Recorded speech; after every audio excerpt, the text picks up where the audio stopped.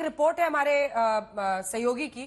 दीपेश ने उस जगह पर जाकर पूरी तस्वीरें आपके लिए कैद की है जहां पर एक आरोपी को पकड़ा गया। हम आपको बता रहे हैं धर्मराज कश्यप उत्तर प्रदेश का एक आरोपी, करनैल सिंह जो है वो हरियाणा का। जैन साहब, एक 2 लाइन का कमेंट जल्दी से अगर आपकी तरफ से हो जाए, आपको क्या फिलहाल दिखाई दे रहा है? पीके जैन साहब। अंजना जी नमस्कार। इसमें 2 ही चीजें हैं। एक तो जैसा कि बताया गया कि इसमें ऑर्गेनाइज्ड माफिया इन्वॉल्व है, जो कि मीरा ने अभी बताया था इससे पहले। उसमें ऐसा है कि सलमान का एंगल हो सकता है। दूसरे वाला जो बड़ा स्ट्रॉन्ग पॉसिबिलिटी है वो एसआरए प्रोजेक्ट की है, क्योंकि उस एरिया में जितने भी एसआरए प्रोजेक्ट होते हैं उसमें कहीं ना कहीं सिद्दीकी साहब की इन्वॉल्वमेंट या उनका प्रोटेक्शन रहता था, तो वो एक बड़ा स्ट्रॉन्ग कारण हो सकता है। ऑलरेडी 2 आरोपी पकड़े जा चुके हैं, पूछताछ चालू है, तो मुझे लगता है कि बहुत कम समय में इन चीजों का पता चल जाएगा कि इसके पीछे क्या कॉन्स्पिरेसी थी। मैं एक चीज और कहना चाहूंगा कि देखिए, nothing succeeds like success, nothing fails like failure. Mumbai police ने 10 साल से इस सिटी को बिल्कुल शांत रखा हुआ है, किसी तरह का माफिया सिर नहीं उठा पाया।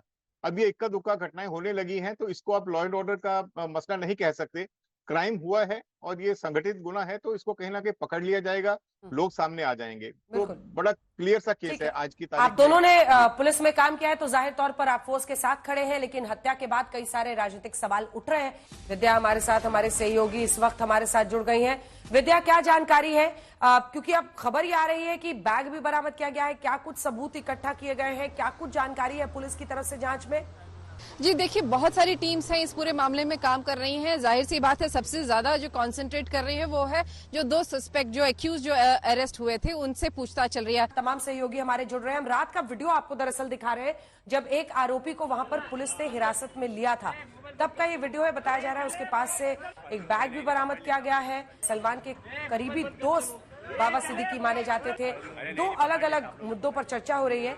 जैन साहब, एक जल्दी से रिएक्शन मैं आपसे जान रही थी, ये जो एसआर प्रोजेक्ट की बात आ रही है, ये प्रोजेक्ट्स क्या है और क्या कुछ बिल्डर्स इसमें इन्वॉल्व हो सकते हैं? मतलब वहां से किस तरह की जानकारी है? देखिए अंजना जी, जहां जहां पे भी झुग्गी झोपड़ी बसी हुई है, जो जमीन किसी और की मालकी की है, लेकिन उसके ऊपर जब स्लम्स बस जाते हैं तो उन स्लम्स का रीडेवलपमेंट का प्रोजेक्ट्स मुंबई में और महाराष्ट्र में बहुत सालों से चले आ रहे हैं। उसके लिए एक स्पेशल अथॉरिटी बनी है जिसे एसआरए अथॉरिटी कहा जाता है। तो ऐसे ही कई प्रोजेक्ट जो हैं उसमें प्रॉफिट्स लोगों ने हजारों करोड़ रुपए बहुत कम समय में कमा लिए। हम इस वक्त उस जगह पर मौजूद है जहां से दूसरा अभियुक्त पकड़ा गया था और हमारे साथ हैं वो प्रत्यक्षदर्शी जिनके सामने वो अभियुक्त पकड़ा गया था और पुलिस उसे अपने साथ ले गई थी। इंदर यादव जी, आप कल यहीं थे, क्या हुआ था और क्या देखा आपने? हम उधर खाना बना रहे थे, उधर से भाग के आया होएगा, तब तक पुलिस वाले आए, बोले चोर भाग के आया, इसलिए आया हम लोग। तो देखा तो 1 बार 2 बार देखा, नहीं देखा, बाद में देखा तो वहाँ अंदर बैठा था, तब मिल गया, पकड़ा गया।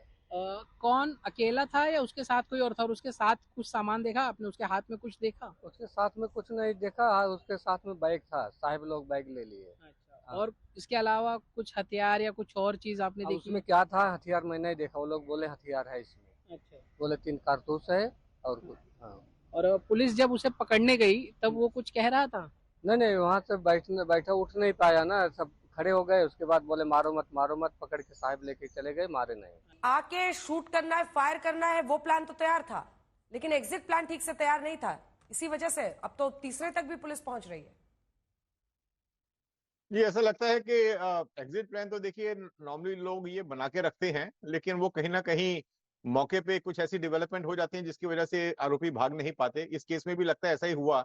देखिए, पुलिस एकदम मौके पे पहुंच गई। घटना होने के साथ ही एक पुलिस वाला उनके साथ में था ही पहले से ही, और बाकी के लोग भी वहां इमीडिएटली पहुंच गए। उस एरिया को खंगाला गया तो इमीडिएटली आरोपी मिल भी गया।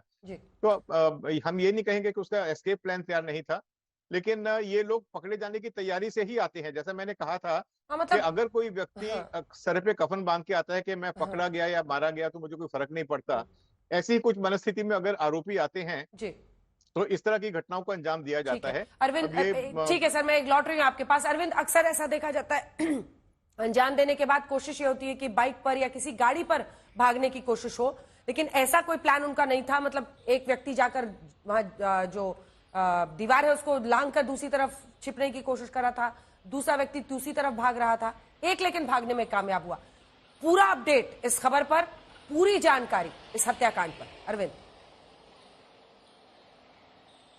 देखिए, पहले जो हमारे गेस्ट ने कहा कि ये पकड़े जाने के लिए ही आते हैं, मैं इस बात से पूरी तरह से एग्री करता हूं। दूसरी बात ये है कि ये जो अक्यूज्ड है इनका की कोई क्रिमिनल हिस्ट्री नहीं है। जोश जोश में, इनके जोश को देखते हुए जो गैंगस्टर हैं वो इनको रिक्रूट कर लेते हैं सोशल मीडिया के जरिए। जिस तरह से हथियारों का शौक और अंडरवर्ल्ड में जाने का शौक, उस तरह से रिक्रूट तो कर लिया जाता है।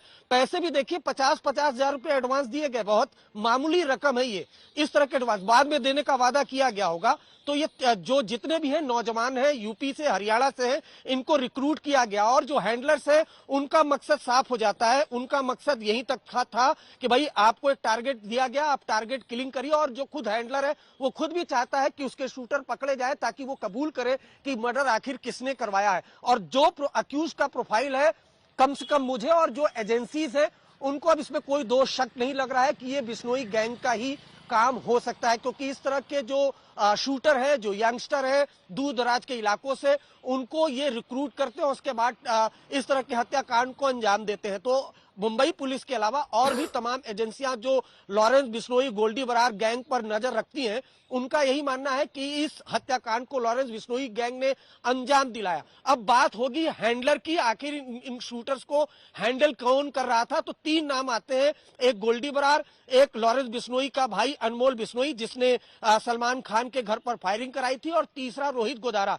इन तीनों में से हैंडलर कौन होगा, बस ये देखने वाली बात है। और जाहिर सी बात है, इसमें कोई शक नहीं है, जिस तरह से क्लेम कर रहे हैं शूटर्स भी कि वो बिश्नोई गैंग से जुड़े हुए हैं। लॉरेंस बिश्नोई गैंग का ही ये काम हो सकता है। जिस तरह से यूपी के शूटर, अभी दिल्ली में बीते दिनों जीके में जो शूट आउट हुआ, उसमें भी यूपी के शूटर्स को लॉरेंस बिश्नोई गैंग ने हायर किया था। काफी यंग एज के हैं, कोई क्रिमिनल हिस्ट्री नहीं है। इसका भी एक मकसद है ताकि एजेंसी के रडार पर वो ना आ सके, और इस वजह से 1 महीने तक वो मुंबई में रुके रहे, प्रॉपर रेकी की, और रेकी के बाद वारदात को अंजाम दिया। अंजना, आपको जानकर हैरानी होगी कि इन शूटर को ये भी नहीं पता होगा कि जिस शख्स की हत्या कर रहे हैं उसका प्रोफाइल इतना बड़ा है कि महाराष्ट्र की राजनीति में भूचाल आ सकता है। इनको बस तस्वीर भेजी गई, टारगेट दिया गया, और टारगेट को इन लोगों ने अंजाम दिया। भागने का प्लान आपने देखिए कि जिस तरह से जो एक अक्यूज है, उसके बाद जब पुलिस पहुंचती है तो वो कहता है मुझे मत मारो। तो ऐसा नहीं है कि इनकी बहुत कोई पास्ट क्रिमिनल हिस्ट्री है। इस तरह के यंगस्टर को बाकायदा बरगला कर रिक्रूट किया जाता है, बहुत बड़ी रकम का लालच दिया जाता है, कनाडा या विदेश में सेटल होने का लालच दिया जाता है, और उसके बाद इस तरह के हत्याकांड को अंजाम दिलाया जाता है। इसी वजह से ये अनाड़ी है, इस वजह से जो मौका है वहां से वो भाग नहीं पाए और करीब से जाकर गोली मारी। अगर कोई बाकायदा जिसको कहते हैं असल चैलेंज तो, लेकिन देखिए अभी भी मास्टरमाइंड को खोजने की होगी, पहले से इस तरह के, क्योंकि जिन नामों के हम पूरे गैंग की उसकी डिटेल्स भी दिखा रहे हैं, चाहे वो अनमोल बिश्नोई हो, गोल्डी बरार हो, या फिर रोहित गोदारा हो।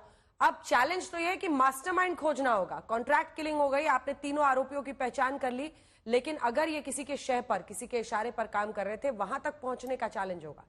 नहीं, देखिए 3 ही होंगे, इसमें 3 इंपॉर्टेंट होंगे जो एजेंसियों के मुताबिक।